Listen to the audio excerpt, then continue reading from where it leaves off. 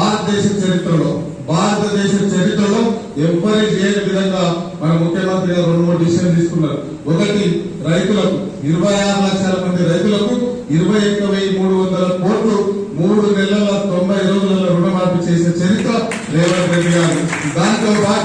దాంతో పాటు ఇంకొక గొప్ప విషయం, ఒక్కొక్క కుటుంబానికి 3,10,00,000 మంది తెలంగాణ రాష్ట్రంలో పీడ కుటుంబాలు ఉంటే హైదరాబాద్ లో శ్రీమంతులు, జూబ్లీస్ లో శ్రీమంతులు, వనపర్తుల సేట్లు తినే సన్నబియ్యం మన తెలంగాణ రాష్ట్రంలో పీడ కుటుంబాలు ఎందుకు తినకూడదని అది కూడా అమలులోకి తీసుకొచ్చి మనందరికీ సన్నబియ్యం ఇస్తున్నాం.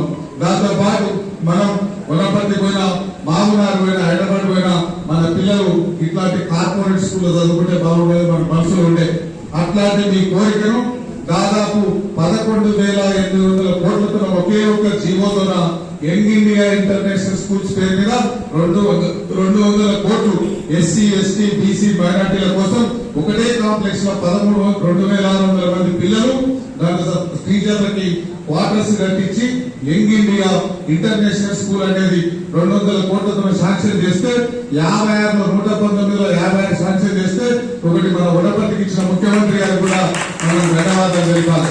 దాంతో పాటు ఇంకా పిల్లలు చదవాలి కాబట్టి పిల్లలకు ఏం చేసినా తక్కువ చదివి సమాజానికి ఇస్తే వాళ్ళు దేశం కోసం పనిచేస్తారన్న ఉద్దేశంతో మన మురళి గారిని ఐఏఎస్ అధికారిని ఒక విద్యా కమిషన్ చైర్మన్ చేసి ఆయన ద్వారా మనం ఇంకా ఏం చేస్తే బాగుంటుందని కొన్ని సలహాలు తీసుకుంటే ఆ మురళి గారు రాష్ట్ర ప్రభుత్వానికి ఒక రిపోర్ట్ ఇచ్చాడు.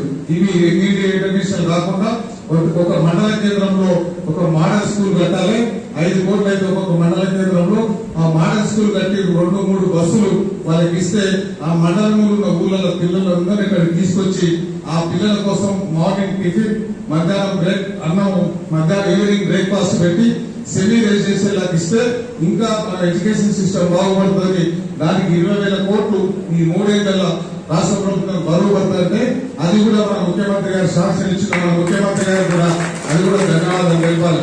ఇట్లా ఒక్కొక్కటి మనం ఇచ్చిన గ్యారంటీలో మన రాష్ట్ర ప్రభుత్వం, తెలంగాణ రాష్ట్ర ప్రభుత్వం, ఇందిరమ్మ రాజ్యం, రేవంత్ రెడ్డి గారి సర్కారు మన ప్రజలకు అన్ని చేసుకుంటూ పోతున్నాం. కాబట్టి మీరందరూ రాబోయే రోజులలో తెలంగాణ రాష్ట్ర ప్రభుత్వాన్ని, ఇందిరమ్మ రాజ్యాన్ని, రేవంత్ రెడ్డి గారిని ఆశీర్వదించమని కోరుకుంటూ గౌరవ కలెక్టర్ గారితో మేము రిక్వెస్ట్ చేసి 17 మండలాలు ఉంటాయి మన వనపర్తి జిల్లాలో.